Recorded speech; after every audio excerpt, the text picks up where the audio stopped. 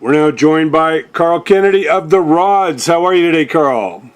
I'm doing great, man. How are you? Doing fantastic. I know it's great to have the new album Brotherhood of Metal coming out, and I know you guys go all the way back to the early '80s. If we could take us back to the early days, because I know your partner David Rock Feinstein came from the Elf project, which of course morphed into Rainbow with Ronnie James Dio. How did you meet David, and what was the common grounds in forming the Rods? Well, we had been, prior to any of us getting together, I used to go see Elf with Ronnie and Rock.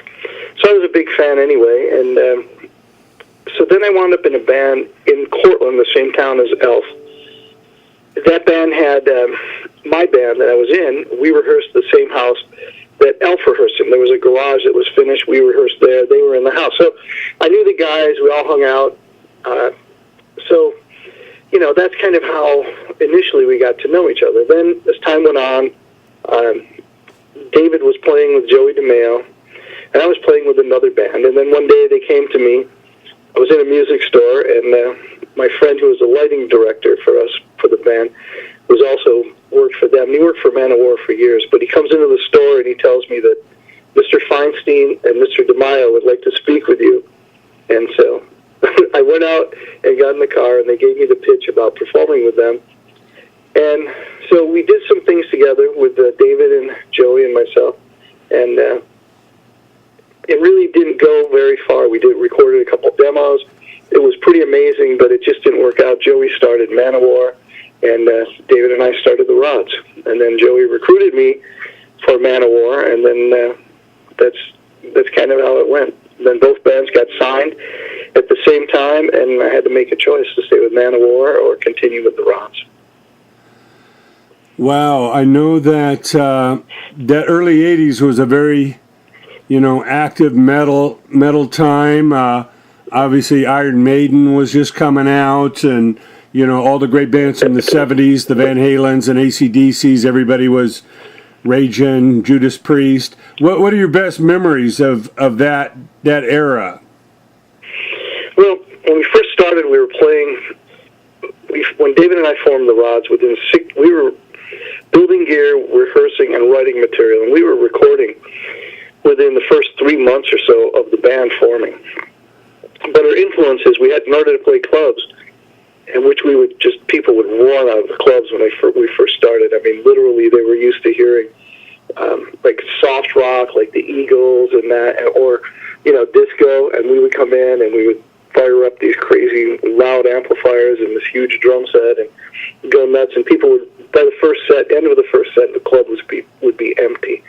But we didn't let that bother us. Kept playing, but we were learning. We were doing covers, and so those covers were of Priest and AC/DC and so on, and Nugent. And so I think as time went on, when we finally got signed, then we wind up, going on tour with Iron Maiden and so on. So that was really a thrill, kind of seeing our roots and then actually being on those stages, and even with Foghat and some of the early bands we toured with, Judas Priest, of course. Yeah, it was a fantastic time. I was out here in L.A. helping the whole L.A. metal bands launch, and it was an exciting time. It seemed like there was a new appreciation for the American bands. So many of the bands we talked about from the '70s were from England or of course with AC/DC Australia or somewhere else, but it seemed like the American metal scene really took shape. I know for us, when we first started, the first review we got in Sounds magazine, they referred to us as the American Motorhead. We're like, Motorhead? Who's that? We didn't even know if that was a compliment or not. We thought, they're slagging us in the press already. We haven't even started. So we went and got a Motorhead album. We went, oh my God, these guys are badass. And then we realized it wasn't an insult. But we didn't even know at first. We had no clue who Motorhead was or what was going on in that whole new wave of British heavy metal thing. Yeah, well, obviously, as I say, David came from playing for years with Ronnie James Dio and Elf, which toured with Deep Purple and then morphed into Rainbow. What did you glean from kind of his experience, going through that, playing with Richie Blackmore, playing on the bigger stages. What else did he kind of bring to the table? He imparted a lot of things that I've actually been able to pass on to young bands I've worked with and produced. And that was that it ranged from early on when we were getting signed. He pointed out that there was a stage, and it is so true for any musician getting signed to a major label. There's a period from when you're negotiating and when your record actually starts to come out. It's a dead air period. And a lot of times, bands fall apart. And he pointed that out for us to be stronger and just to really hang tight and stay strong during that period of time, because that's when things start to pull you apart. Things are changing. You have anything from girlfriends, wives. When you're young, all of a sudden they see your life changing and they get worried, and so now they pull you in different directions. But people from the outside, you're better than this, or you can do this, or people start, little nitpicky things, and it's easy for the band to kind of fall apart. And so that was an interesting thing, that I've seen it now 100 times, but back then I wasn't aware of it. And the other thing was how to perform on a concert stage. We did a show with Judas Priest, who auditioned for Cedric Kushner as manager, and we did this in Albany, I think at the Palace Theater. And we didn't know about monitors. We didn't really understand that when you're on a big stage, when I'm playing my drums and his wall of amplifiers, you think, well, they're going to be so loud, I can hear them. I couldn't hear them. All I heard was a roar. I didn't hear articulation. So, he was able to point that out, and we all figured it out pretty quickly, that after that very weak performance, even though we were full of energy, but it was rough because you couldn't hear. We learned about monitors being so important. And, David pointed out there were a lot of things along the way that David had experienced with Elf. And it was interesting to see how he and Richie got along so well. Like, I think Richie asked him one time, when he was touring with them, who's your favorite guitarist? And he said, Jeff Beck. And he said, but you're my second favorite guitarist.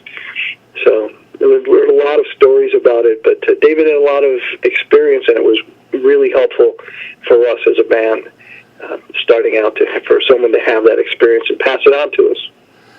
Yeah, and we're coming up on the 10th anniversary of losing, Ronnie James Dio, and he was such a special person. Besides the amazing voice, he was just such a, nice person and, a caring person. Do you have any stories about Ronnie? He was such truly that, and there was after he died, Sweden Rock did a big article on Ronnie, and they interviewed me as well. And at the end of the interview, I think I was one of the last people they interviewed, and he got done, and I was telling him, different things about Ronnie and how great, and he said, well, I'm really disappointed to hear that. And I thought, well, I had nothing but good things to say about Ronnie. And he said, because when you write an article, you kind of look for the balance, the good and the bad, and you try to find that. And he said, with Ronnie, I couldn't find anyone who had anything bad to say about him.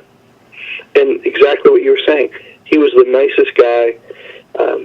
One of the highlights in my career was when he came in to sing The Code on the Vengeance album, a song I had written. So for Ronnie to sing a song that I had written was just huge for me. And he came in and, just one of the best metal singer, in my opinion, of all time. And he came in and was so careful and polite about making sure that he took the song like 100 levels higher than I ever could have, but he was respectful. Even when he didn't need to be, he was very kind, and I was in awe. I've produced over 40 albums. I've worked with some great singers. And David had told me, Ronnie's a one-take guy. If he does it again, it'll be because he's trying something different. And I thought, David's worked with Ronnie, and he's his cousin, and they're really tight, So he's probably exaggerating that a little bit. I took it, with a grain of salt. Like, yeah, I know Ronnie's great, but, nobody's that good. Well, Ronnie was that good, and I was blown away. I was blown away by his intelligence, his kindness, and his respect for my work, even though another singer of his caliber would have come in and said, yeah, thanks, and I'll just sing it whatever way I want. He wasn't like that, and, and of course, subsequent meetings with him. He's just the sweetest guy, and he was so low-key. We were backstage at a show in Binghamton, and before we went on with Heaven and Hell, we're just standing around. And in the dressing room, we're all talking, and finally he goes, well, I guess it's time for me to get a shirt. And he looks through a few, his wardrobe, and he picks a shirt and goes, puts it on. And then he was like, come on, guys, let's go. And we go to the stage. He didn't warm up. We go to the stage. He hits the stage. He sings the show, like, I don't know how long, an hour and a half. At the end of the show, he's screaming his balls off like he's 18 years old. I just could not believe the control and the power he had and what great shape his voice was in. So usually singers have to take it down and, key or half step at least. And he was just out there like he was an unbelievably talented singer. But he was a great guy, and I think that's the thing that part of his legacy as well. It not only was he phenomenal, he loved the fans. David told me about one time Lonnie was really sick and he was dying, and they were like, "You got to go to bed. You're on your deathbed." And he had the fans, and he signed for an hour till all the fans were signed, even though he was deathly ill. So, truly cared about the fans.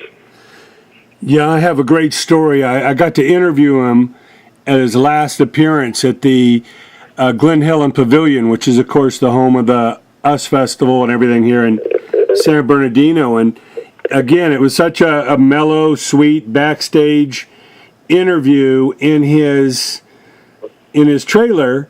And he says, "All right, Jay, I got to go to work." And I followed him out. Vinny Appice met him. We walked to the stage, and 30,000 people erupt. And, they're right there playing with Judas Priest and Motorhead that day. And it was just the yin and the yang. Just, again, such a peaceful man, as you say.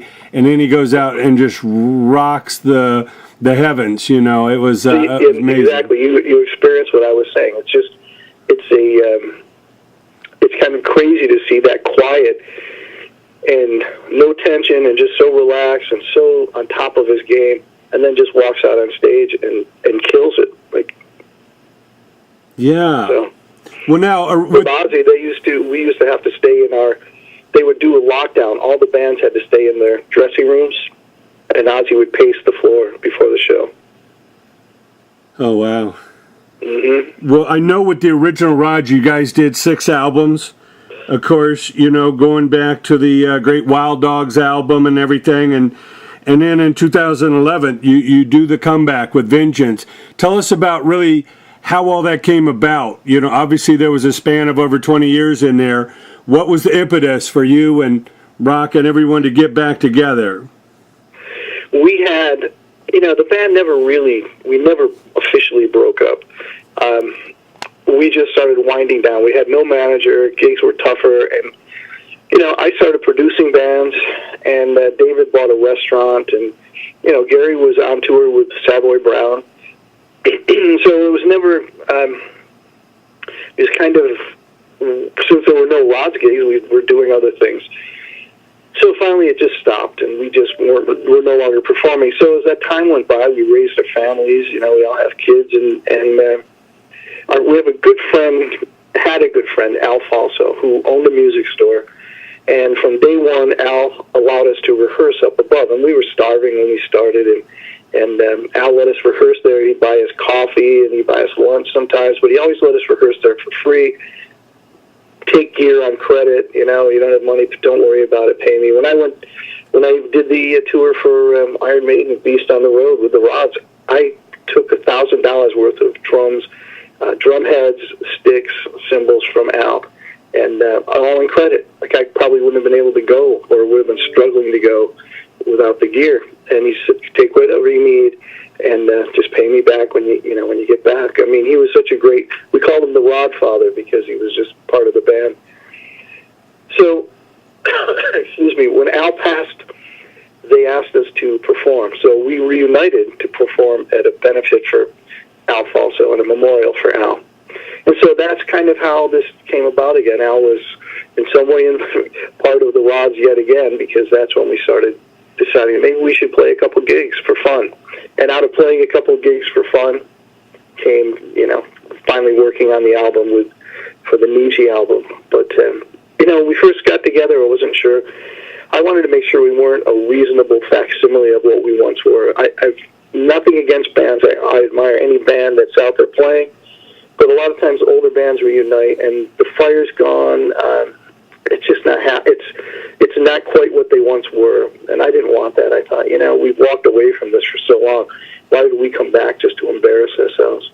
And but fortunately, when we fired up, it was the same old. It was like no time had passed. So I was really happy about that, and it's continued to this day. I laugh. I tell those guys, I can't believe it. I was watching you guys almost 40 years ago make fools of yourself while I'm playing back there. And to this day, they're still out there. They're on the floor. They're running around. I'm like, you guys, you crack me up. It's like nothing's changed all those years. But it's a good thing. We're having fun. So that brings us up to the new album, Brotherhood of Metal. Obviously, a fantastic album coming out through SPV, Steam Hammer. What can you tell us about the title track and why you named the album that? First of all, thank you for the support and the kind words about the album. We really appreciate that. The album was initially called Louder Than Loud, and that was one of the first songs written. And so a lot of times David and I'll just send him lyrics, and I think I sent him some idea about Louder Than Loud, and even though it was a little Spinal Tap-ish, which we laugh about, but that was one of the first songs written. So we had a working title for the album called Louder Than Loud. And then toward the end, the last song written, I had an idea for Brotherhood of Metal. So I sent him lyrics, and he loved it, and he worked on the song, and I think he did a killer job. It's kind of, I look at it as kind of the Rod's Stairway to Heaven. It's one of our best anthemic songs, and it captures a lot about what the band's always been about, and that, so it was the last song written, and that's why we decided to go with that as the title track, because we felt it was the strongest in terms of representing what the band's been about all these years. And lyrically, I think it connects it's about us, but it's about that community of in metal. That when we first came back, I was worried about my drumming. I'm like, what, I'm sort of an old school, even though I try to keep up all the time and practice and learn. But there are drummers out there who are young kids, who are playing amazing stuff. And I'm thinking, I don't play that style. I don't play blast beats all the time. I can play pretty fast double bass, but it's not, blast beats. It's not my forte. And I thought, am I bringing anything to the game here? And so my friend said to me, you know what, you have your own style. Just play that and do that. So I did it. And then as we started doing shows, I saw that the young drummers, as respectful as I was of them, they were respectful of me, and that we all helped each other, especially festivals. It can be tough, getting on and off. And I was, wow, this is a real, the camaraderie was amazing, the brotherhood. And then it was that way with all the musicians, whether they, how many genres and subgenres there are in metal now. But all the bands on the festivals came together and appreciated everybody. So that was kind of the impetus for the writing, was not just about the three of us having been together almost 40 years, but also about the metal community, that once it's about the music, and once the music is being played and no one's trying to, have an intellectual discussion about music, which I sometimes balk at when I sit down with people. I'm just like, play the music. If it's great, it makes itself known. If it's not good, you'll figure it out fast enough. You can talk about it all day.